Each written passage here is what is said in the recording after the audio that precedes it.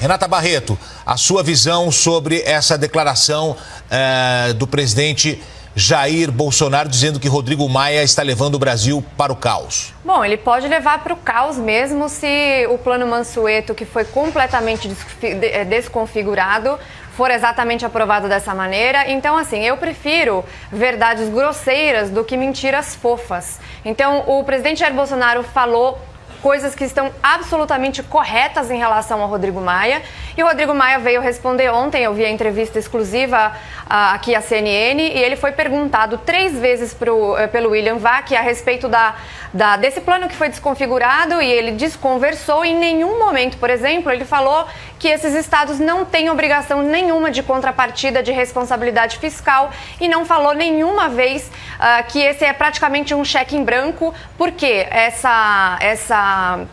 esse ICMS e esse ISS que tem que ser colocado para os estados, essa perda de arrecadação, não tem um valor definido, é um valor que pode ser imenso, e esse impacto é de 70 ou 80 bilhões, sendo que a gente já está num momento de absoluta incerteza, com um déficit próximo ou maior do que 500 bilhões, ainda é uma ideia, né, projetada pelo Mansueto de Almeida.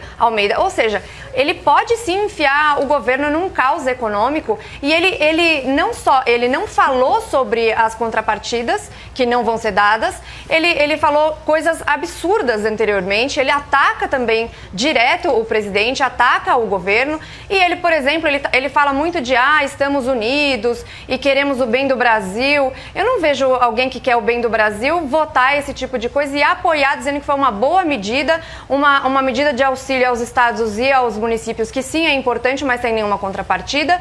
Uma pessoa que negou-se a votar o fundo eleitoral para a distribuição disso na saúde. Tem um vídeo lá na rede social do deputado Marcel Van Hatten, e que sempre faz esse jogo. E o mais importante de tudo, ele fala que ele está aberto ao diálogo, ele fala que ele quer trabalhar em conjunto, mas nos bastidores o que acontece é justamente o contrário. Então se critica muito o presidente por falar uma coisa e fazer outra, mas o Maia faz a mesma coisa. Qualquer repórter que estiver em Brasília e quiser conversar com a equipe ministerial do Paulo Guedes em vários níveis, vai perceber que já há muito tempo o Maia se recusa, inclusive, a receber essas pessoas, a conversar com essas pessoas, a trabalhar com o Ministério da Economia.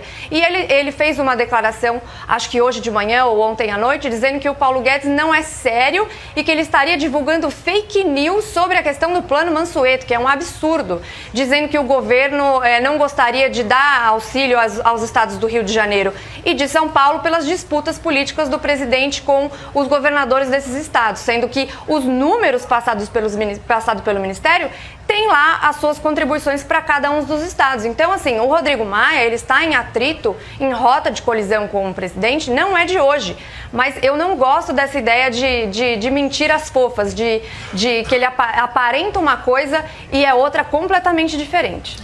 Eu queria fazer com vocês uma análise da entrevista exclusiva que o senhor Rodrigo Maia, presidente da Câmara Federal, deu ao meu colega de CNN Brasil, o jornalista William Vac. Eu vou ler aqui para vocês algumas frases do entrevistado para contextualizar melhor os meus comentários. Vamos lá? Beleza. Toda a minha solidariedade à família dos brasileiros que perderam suas vidas pelo coronavírus. Nesse momento, o que eu acho é que a gente tem que salvar vidas. Nossa prioridade tem que ser, número 1, vidas. Número 2, vidas. Número 3, vidas. Quanta empatia, né? Bom, eu não consigo de verdade entender o conceito de prioridade do senhor Rodrigo Maia. No começo desse ano, o Brasil tinha um rombo fiscal previsto aí de 124 bilhões de reais. Um déficit que, obviamente, né, se agravou com a pandemia e já está projetado na casa de 467 bilhões. Isso significa, pessoal, que falta dinheiro para as atividades essenciais e prioritárias do Estado brasileiro, que é o quê? Prover segurança, educação e, principalmente nesse contexto, saúde. Né? Qual que seria a coisa lógica, a coisa ética, a coisa moral a ser feita? Reverter gastos não essenciais no esforço de combate à pandemia e à paralisia econômica. Contudo, o senhor Rodrigo Maia, numa decisão pessoal, exclusivamente por vontade própria, se recusou a pôr em votação o destaque que destinava 3 bilhões de reais dos fundos partidário e eleitoral para o combate à pandemia. Gente, o fundo eleitoral é uma fonte acessória, uma fonte complementar de financiamento de campanhas políticas. Portanto, não é um gasto essencial nem para a eleição e muito menos para o Brasil. Agora, é um gasto fundamental para políticos como o senhor Rodrigo Maia, que usou 700 mil reais de verba pública para conseguir se reeleger com pouco menos de 75 mil votos. Bom, com aqueles 3 bilhões que continuam nos cofres de Brasília, seria perfeitamente possível equipar mais de 22 mil leitos de UTI, comprar 30 mil respiradores ou adquirir 5 milhões de testes para detectar infecção pelo novo coronavírus. Então, como acreditar nas palavras de um político que presta solidariedade às vítimas, mas é incapaz de abrir mão do nosso dinheiro para financiar as campanhas dos seus aliados políticos? Isso não soa hipócrita para vocês? Bom, mais adiante na entrevista, agora justificando a mutilação, a desfiguração, né, do projeto de auxílio econômico a estados e municípios proposto e viabilizado pelo Ministério da Economia, o Rodrigo Maia disse o seguinte, no sistema democrático, ninguém é dono da verdade absoluta. Isso é democracia. Bom, não poderíamos concordar mais. Mas o que dizer da forma autoritária, da forma irregular com a qual o Rodrigo Maia tem conduzido as votações à distância na Câmara, essas votações remotas? O que dizer da violação flagrante do regimento interno da Casa? Ele não põe os destaques em votação, ele não concede a palavra a parlamentares não alinhados ao seu projeto político. Né? E aqui eu vou destacar de novo, o jovem e corajoso deputado gaúcho Marcel Van Hatten denunciou a presidência na Câmara como uma ditadura. E, de fato, quando cobraram explicações dele, o Maia disse, o presidente sou eu. Né? Então você veja que são dois momentos distintos. Né? Maia na entrevista, ninguém é dono da verdade. Maia no parlamento, atropela o regimento como um ditador enrustido. Então, aqui de novo, mesmo questionamento para vocês. Não soa hipócrita? Bom, acabou que eu me alonguei de novo, mas tem uma última frase, poderia falar mais, mas tem uma última frase que eu preciso comentar com vocês, que é quando o senhor Rodrigo Maia se refere às críticas feitas pelo presidente da República. Ele diz o seguinte, abre aspas, ele joga pedras e o parlamento vai jogar flores para o governo. Bom, vamos lá.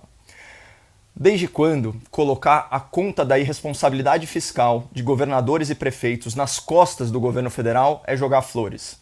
Desde quando amarrar o governo numa camisa de força orçamentária é jogar flores? Desde quando deixar o poder executivo tão descapitalizado e tão vulnerável em plena crise econômica e de saúde pública é jogar flores? Não. Vocês, aí em Brasília, não estão jogando flores nem para o governo e muito menos para a população. Vocês estão jogando, sim, seus gastos de campanha, as suas remunerações exorbitantes e as suas dívidas bilionárias para o povo brasileiro. E é esse povo que, quando se der conta disso, vai tacar pedras em vocês. Figurativamente, espero eu, né? É importante, né, fazer essa consideração.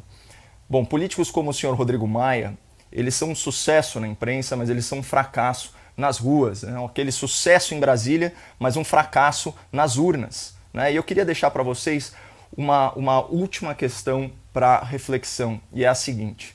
Como pode, numa democracia, ser tão poderoso alguém que representa tão pouco, tantos, mas tanto, tão poucos? Né? Bom, muito obrigado por mais uma semana. Fiquem com Deus e a gente se vê à noite no grande debate da CNN Brasil. Valeu!